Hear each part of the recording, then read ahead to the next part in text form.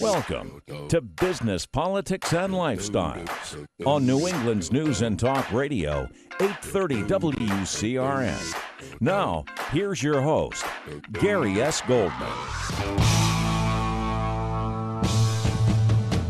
Good evening and welcome back to Business, Politics, and Lifestyles, a live Sunday night edition. To join the conversation, you can give us a call at 508-871-7000.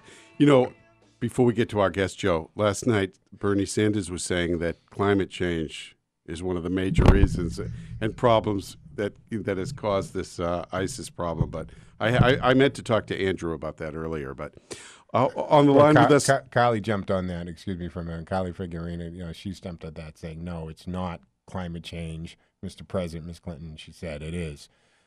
Radical Islamic terrorism why around don't the world. people want to discuss that? And hopefully our next guest can help us through this. Dr. Andrew Bostom. Dr. Bostom is the author of Iran's Final Solution for Israel, The Legacy of the Jihad and Shiite Islamic Jew Hatred in Iran. Good evening, Dr. Bostom. Thanks for having me on. You know, a long weekend in regard to what went on in France, but, you know, I've read a lot. I've been following you for a long time and reading a lot of your stuff, and you know this is something Israel has been faced with for a long period of time, and a lot of people used to shunt it off, almost like the Israelis were crybabies. Now that it's starting to happen in other countries on a regular basis, I think they're starting to get the feel of what they really have gone through, what they go through. Yeah, no, it's a global jihadist movement. It's affected the United States, obviously, with 9/11. It affects Israel on a chronic basis. Since the Yishuv, since there was just a nascent Zionist community in the modern era, but the entire history of that region of historical Palestine. It was Islamized in the 7th century, and waves of Muslim conquerors came through. It's all driven by the same ideology, Gary. What we're seeing in Europe now is basically, as my mentor put it almost 25 years ago, a return of Islam to Europe.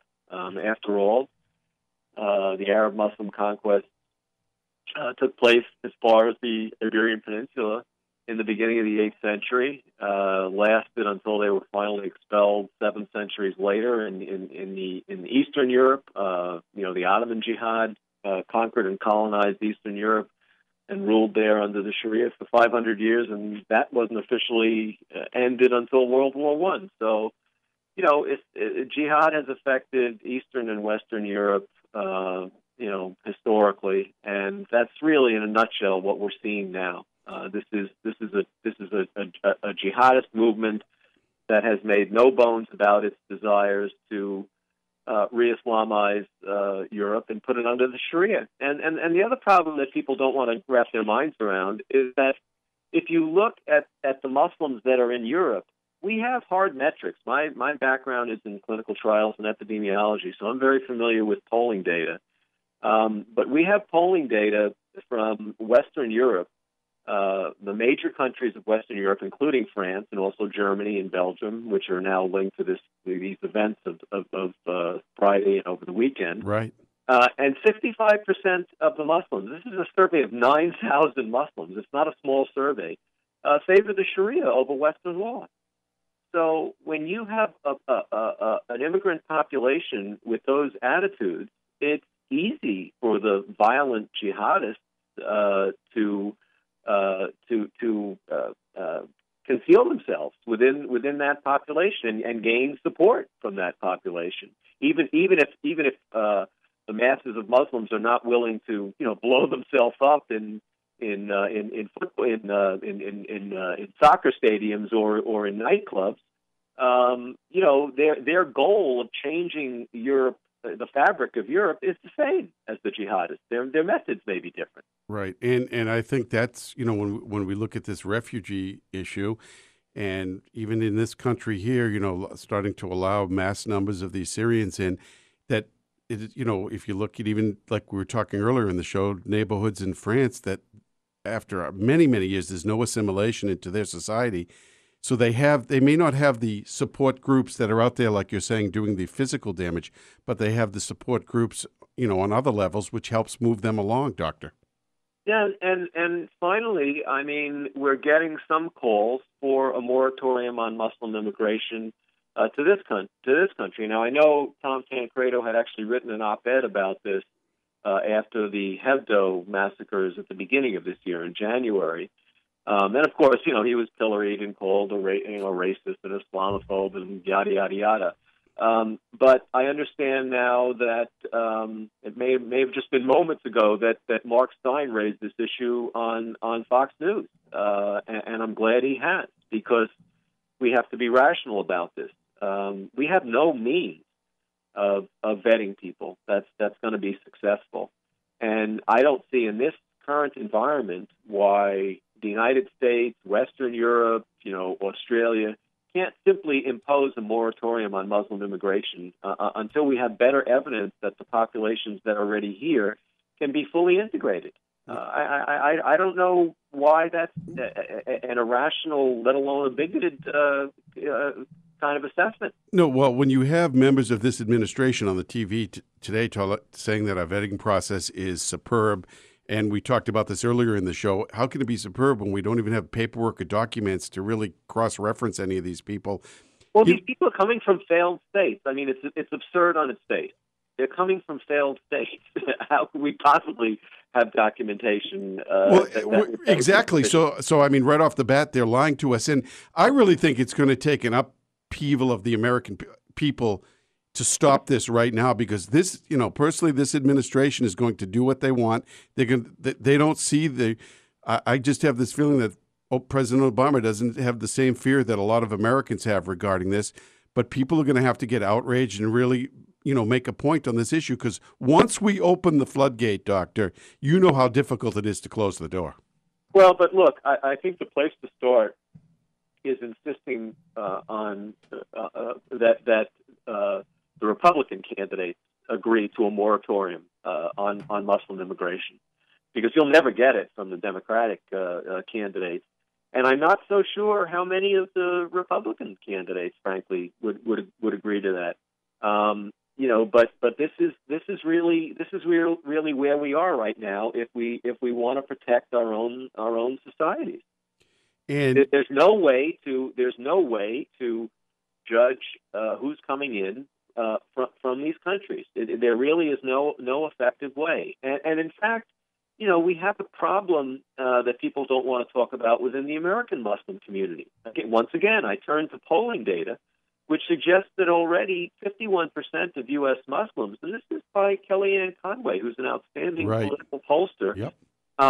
She did a poll for the Center for Security Policy, and even I was surprised. I mean, 51% of U.S. Muslims admitted that they would prefer to see a Sharia-based system. Now, only about 3 years ago now, around the time of the 2012 election, there was a private polling firm that was polling called Wenzel Associates, and they were polling Muslim attitudes basically in terms of the election. Would they vote to re-elect President Obama? Would they vote for Romney? And the majority, the significant majority, said that they would vote for President Obama. In fact, that's how it turned out. But they also collected attitudinal data, and at that point, it was about a third that openly admitted they'd prefer to see a Sharia-based system. And at that point, 58% said that anyone who criticized Islam or Islam's prophet Muhammad should face criminal prosecution. So that was concerning to me then. But if anything, and again, it's hard to compare the two samples, but, if anything, the attitudes may have gotten worse since between 2012 and when Kellyanne Conway did her poll at the beginning of this year. Right. And you have an administration that won't even use the term jihadist terrorists. Oh, they are so far removed from reality that, honestly, Gary, I I'm sort of reflexively dismissive of what they talk about. So my focus is on trying to get, conservatives and the Republican Party up to speed. Yeah, and I think you're right. I think, we've got to get the presidential candidates on the same page in regard to this. And as you said, I'm not sure it's going to be that easy. But we were talking earlier, Lindsey Graham is someone that's been talking about this right from the get-go.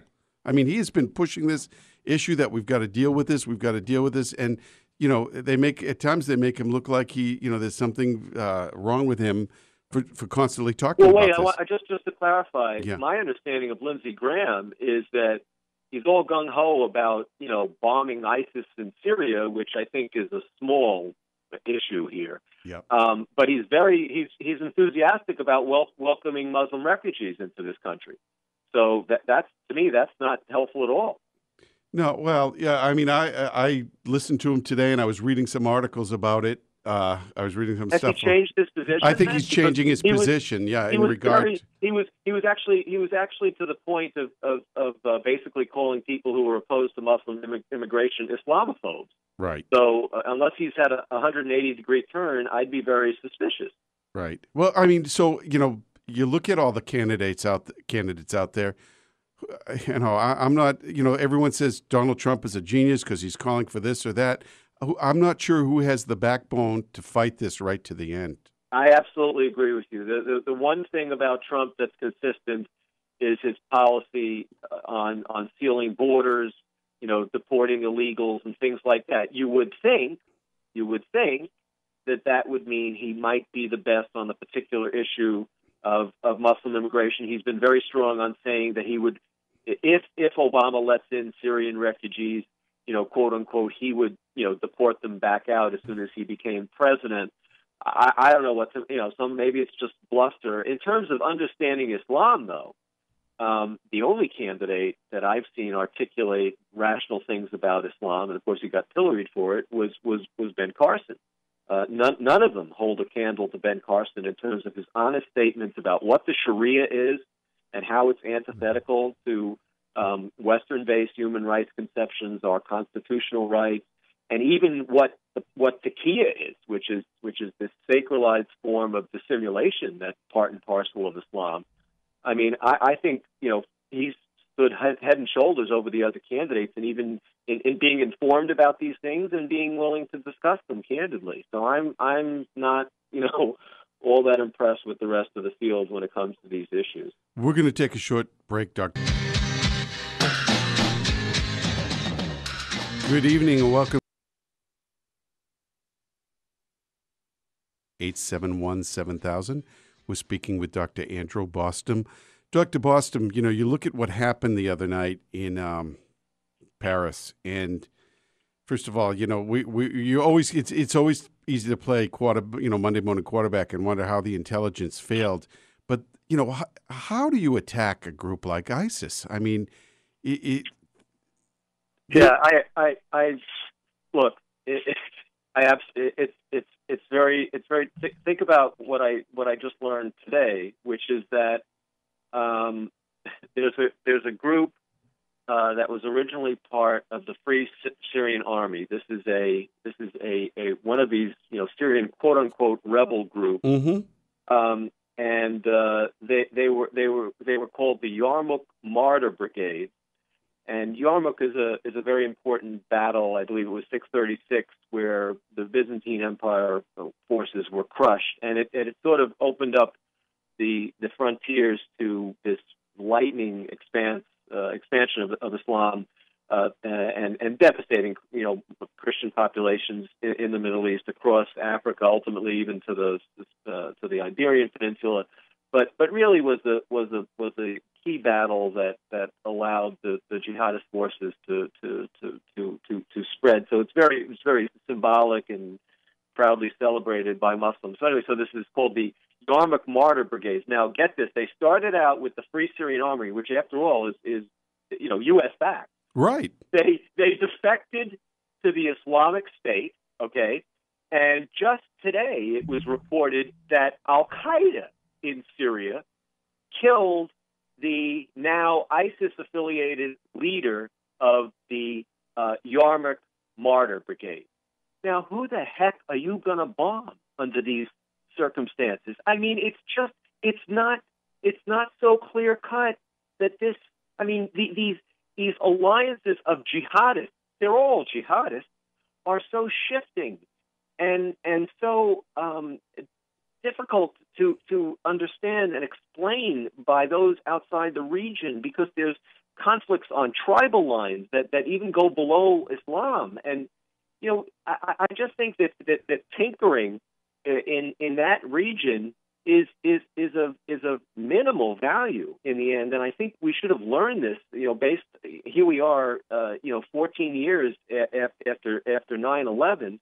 That the real issue is keeping these Muslims out of non-Muslim societies. It's certainly at this point in our history where it's so difficult to see who is going to take up the mantle of jihad, basically. So I'm not convinced that it's that effective a way to destroy these groups is simply to attack them overseas. Moreover, the constant searching for so-called moderate allies and nation states.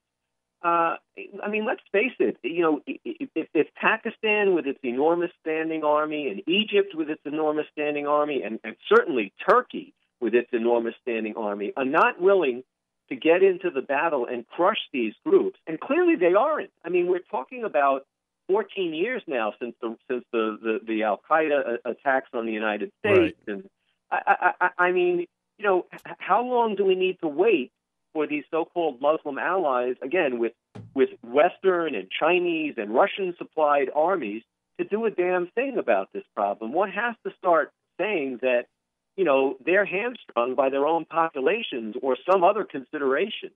So to me, the only solution is to have a moratorium on Muslim immigration, to make serious efforts to integrate those Muslims that are in Western societies into those societies by abiding Western law, and deporting those who refuse to do so and want to destroy our system with Sharia-based systems.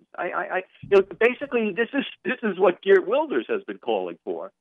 That there has to be a return to sanity to deal with this problem, and that massive overseas interventions may, at certain critical points, have some role, but they're hardly the long-term solution. Yeah, and obviously we've done the tinkering, we've got them all wild up, and I agree with you 100%. I just don't see anyone on either side that would ever be willing to take a stand like that, Doctor. Well, Wilders has publicly, and the Netherlands is a small country, but his party is ahead in all the polls. They don't go to have their parliamentary elections for a while yet, but messages like that that are forthright, have a lot of popular support, and he's simply calling on a moratorium on immigration, and for dealing swiftly with those who threaten the society. I don't. There's nothing bigoted about it. There's nothing irrational about it. I agree with you 100%. I don't see anything bigoted or irrational about it. I just can't see it happening in the United States or any other of the large European countries. I think the nonsense with political correctness and what you're allowed to say and do, we're sort of stumbling over our own feet in lieu of common sense. Well, I agree with you there. I'm very pessimistic, but the only way it's going to happen is if there's public sentiments. But if people are going to be spoon-fed the pablum that they get from the mainstream media, and frankly even from the so-called conservative media, certainly places like Fox, it's going to be very hard to get them to understand the problem. And there used to be this trope that, more jihad terrorism will finally wake people up. Well, I just don't see that happening anymore. Yeah, and in lieu of all of this, in Israel, the last several weeks or months has been dealing with their own craziness with the stabbings. When you see that on the news, it's craziness. And what frustrates me is somehow it always gets pointed back that the Israelis are the antagonistic ones when it comes to all of this. But they've, like we said earlier in the show, they've lived with this, and it doesn't, when you think maybe it's going to quiet down or something's going to, what possibly could be the next level, then you see individuals walking through and just literally stabbing people. Right. And I at a certain level, I appreciate how forthright Netanyahu is about, describing the acts and what's going on and how depraved they are. But I must say, he's not willing to deal with the core ideology. He's not willing to acknowledge. For example, just look at the ISIS statement celebrating the carnage in Paris. It opens up with a Quranic verse, which rationalizes everything that the jihadists did. I just did a posting on it this morning after I read the ISIS statement. It's from the 59th surah or chapter of the Quran, the second verse, and it really lays out in detail basically the idea that a small number of Muslims could destroy the infidel within their fortresses and strike terror in the heart of the infidel, which is exactly what happened. And it's actually based on Muhammad's interactions with the Jews of Medina, a particular tribe, the Banu Nadir, and how he terrorized them and forced them to submit and actually expelled and expropriated them. And they were physically tearing down their own structures, and the Muslims were doing it with them. And of course, the Quranic interpretation is that the Jews were doing this despite the Muslims, but in fact they were destroying themselves. Yeah, so it's these are the kinds of canonical mainstream Islamic themes that no one wants to deal with, even Israel. Right.